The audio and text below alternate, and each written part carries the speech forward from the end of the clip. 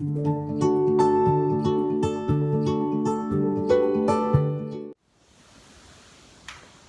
morning, my name is Jenny. I'm one of the year-round residents with the student ministry here at Kingsland, and I'm really excited to have the opportunity to share with y'all what I've been learning about processing my emotions and my feelings through this time. I don't know about you, but I feel like this has been 5 weeks of an emotional roller coaster. There's so many ups and downs and so many different feelings that I've just been processing. Sometimes I feel like I'm thriving, and then other times I'm just really sad or lonely or grieving different things. I'm grieving just the people in the hospitals, the doctors and the patients. I'm grieving for the students that are missing out on so many opportunities, grieving for the families that are losing jobs or taking pay cuts, the anxiety that probably is coming with that. There's a lot of really big, heavy things, but there's also just the selfish feelings that I'm having of I don't want to wear a mask to the store anymore, or I want to go hang out with my friends, I want to go to church, I want to do all the things, I want a normal again, and then sometimes I just want a new normal. So there's been a lot of things that I've been feeling, but these past 5 weeks have been really healing and really freeing for me, just in recognizing that the Lord wants to be invited in all of those feelings. He wants me to open my hands up and hand all these things to Him and let Him process those things with me. So for the past 5 or so weeks, I've been in and out of the book of Lamentations, where the author just goes on and on about all these things that are grieving him. He's feeling like his body's failing him. He feels like he's crying out to the Lord and not getting anything in return.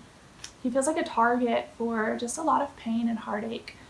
And while my feelings are obviously different than what he's feeling, he's hurting. And I think all of us kind of are in some ways. So I'm going to start in chapter 3, verse 19. And we'll notice a shift here. So the first 2.5 chapters are him kind of going on and listing different heartaches or hurts or anxieties that the author has had. Chapter 3, verse 19 says, "Remember all my affliction and my wanderings, the wormwood and the gall. My soul continually remembers it and is bowed down within me. But this I call to mind, and therefore I have hope." So we're about to see this shift of he's continually remembering all the issues and all the heartaches and just all this pain that he's been living in. But he's going to call something different to mind, and we're going to notice a shift here where he finds his hope. Verse 22 says, "The steadfast love of the Lord never ceases. His mercies never come to an end. They are new every morning. Great is your faithfulness. The Lord is my portion, says my soul. Therefore I will hope in him. The Lord is good to those who wait for him, to the soul who seeks him. It is good that one should wait quietly for the salvation of the Lord." It's been so freeing reading this book and acknowledging that the Lord allowed an entire book of the Bible to be presented where big feelings and emotions are being acknowledged. Even the little ones are being acknowledged.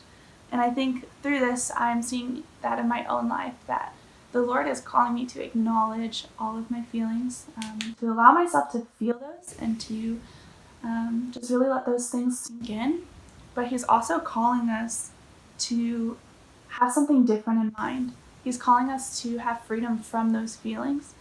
And that freedom is coming from the hope that we have in the Lord's love and His faithfulness and His mercies. I just really cling to verses 25 and 26. It says, "The Lord is good to those who wait for him, to the soul who seeks him." I want to have a soul that's constantly seeking the Lord and His goodness. Verse 26 that says, "It is good that one should wait quietly for the salvation of the Lord." Just acknowledging that we know that the salvation of the Lord is coming. We know that He makes all things new. We know that His mercies are coming new every morning. And so I'm clinging to that as my hope today, and I challenge you all to do that too.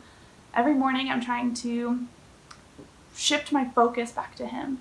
I'm acknowledging and I'm handing over with an open hand the feelings and the emotions that I've had, no matter what they are, because they seem to be different every day.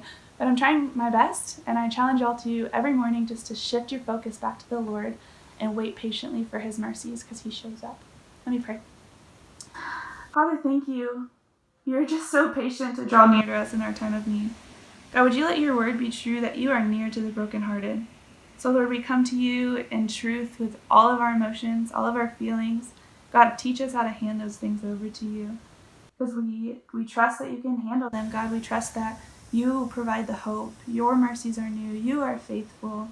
God, you are true to who you are. So, Lord, could you teach us to lean on you in this time? Could you teach us to trust you with all of those feelings and those emotions?